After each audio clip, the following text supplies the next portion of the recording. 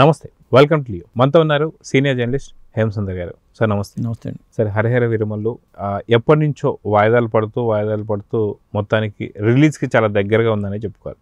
అయితే ఈ సినిమాకి సంబంధించి ఒక ట్రైలర్ పవన్ కళ్యాణ్ గారు చూసినటువంటి ఒక సన్నివేశాలు మనకి వచ్చేసాయి. సో మొత్తానికి హరిహర వీరమల్లు చాలా దగ్గర పడుతున్న సందర్భంలో సినిమా పైన హైప్స్ ఎలా ఉన్నాయి, మొత్తాన్ని ట్రైలర్ గురించి ఏం మాట్లాడుతున్నారంటే ఏం చెప్తారు? ట్రైలర్ రిలీజ్ డేట్ వచ్చేసింది కాబట్టి ఇక ఈ సినిమా రిలీజ్ అవుతుందా లేదా అనే అపోహలకి చెక్ పెట్టినట్టు అయిపోయింది. రిలీజ్ డేట్ ఇచ్చేశారు, ట్రైలర్ రిలీజ్ అయిపోతుంది కాబట్టి దాదాపు ఇంకా ఒక 20 రోజుల్లో మనం సినిమాని చూడవచ్చు. అది ఒకటి. ఇంకొకటి ఏంటంటే ఆ ట్రైలర్స్లో ఎలా ఉంది అని దాని మీద విజువల్స్ వచ్చినాయి. వీళ్ళు చూస్తున్నట్టుగా, పవర్ స్టార్ చూస్తున్నట్టుగా. అక్కడ త్రివిక్రమ్ శ్రీనివాస్ గారు, మరి ఏం రత్నం గారు, పవర్ స్టార్ పవన్ కళ్యాణ్, మరి వాళ్ళ టీం, సినిమా టీం కీలకమైన వ్యక్తులంతా ఆ ట్రైలర్ చూశారు, వీక్షించారు. కాబట్టి రేపు రాబోయే ట్రైలర్ కోసం అయితే పవర్ స్టార్ ఫ్యాన్స్ అయితే ఎదురు చూస్తున్నారండి. సో మనం చూసుకుంటే ఏఎన్ రత్నం గారు చాలాసార్లు దీన్ని వాయిదా పడడంలో చాలా ఇబ్బందులు పడ్డారు. వాస్తవం మనం చూసుకుంటే క్రిష్ జాగలమూడికి సంబంధించినటువంటి ఒక ఈ సినిమా కాస్త ఏఎన్ రత్నం గారి కొడుకు జ్యోతికృష్ణ గారి యొక్క చేతుల్లోకి వెళ్ళడం మనం చూస్తూ వస్తున్నాం. సో ఓవరాల్గా మనం ఎలా తీసుకోవాలి, ఏంటి మొత్తానికి ఎలాంటి సినిమా చూడబోతుంటే ఏం చెప్తారు? అంటే ఎప్పటి నుంచో ఒక క్రేజీ ప్రాజెక్ట్ ఇది.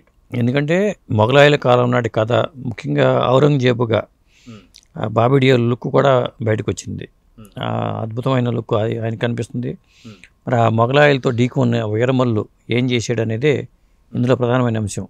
అయితే మనం చూసుకుంటే మనం మొన్న మధ్య చూసుకున్న చావా సినిమాకి సంబంధించి కూడా ఔరంగజేబ్కి సంబంధించినటువంటి ఒక కథ కావచ్చు, ఇవన్నీ మనం చూస్తూ వస్తున్నాం.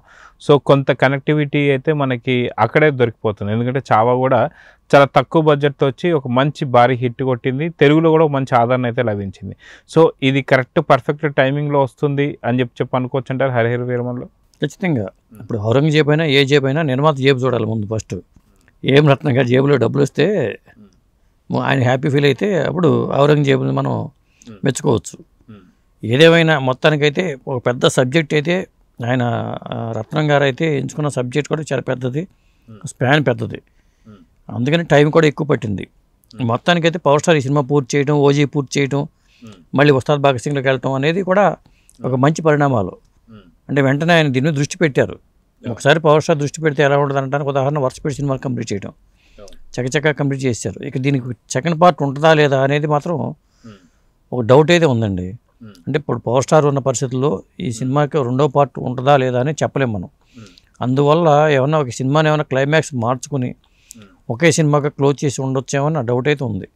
అయితే అదిగాక రెండు, అంటే మీరు ఇందాక అన్నట్టు ఖచ్చితంగా ఇది పార్ట్ 1లోనే కంప్లీట్ చేస్తారా అనేది కొంత చర్చ నడుస్తుంటే, మరి కొంత ఏంటంటే ఇది పార్ట్ 2 ఒకళ్ళు ఉన్నా సరే లీడ్ వచ్చేసి ఏదైతే మనం చూస్తున్నాం అఖీరానందాన్ని పెట్టబోతున్నారు అనేది కొంత వార్తలు. ఎందుకంటే గతంలో కూడా మనకి ఎన్నోసార్లు రేణుదేశాన్ని కూడా చాలామంది అడిగారు.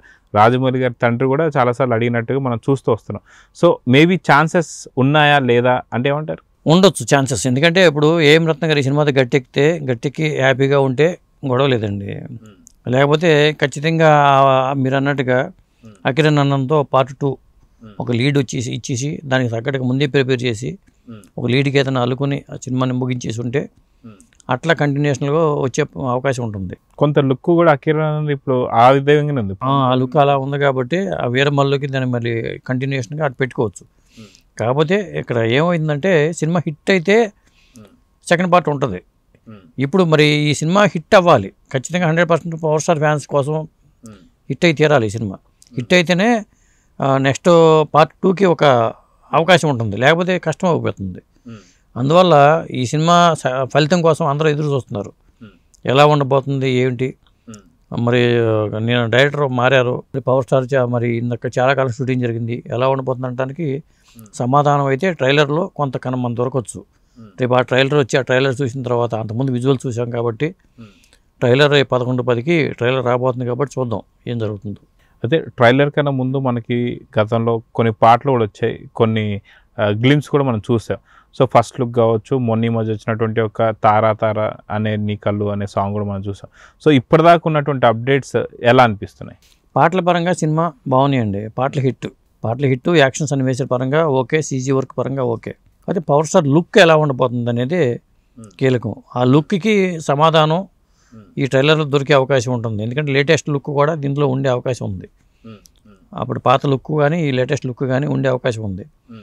అది ఆ కంటిన్యూటీలో సినిమా కంటిన్యూటీకి ఇబ్బంది లేకుండా ఉంటే ఇబ్బంది ఏం లేదు. సో చూద్దాం సార్, రేపు 11:10 రాబోతున్న ట్రైలర్ ఎలా ఉండబోతుంది, సో సినిమాపై అంచనాలు ఎలాగ పెంచబోతుంది అనేది చూద్దాం. మరి నమస్తే. నమస్తే అండి.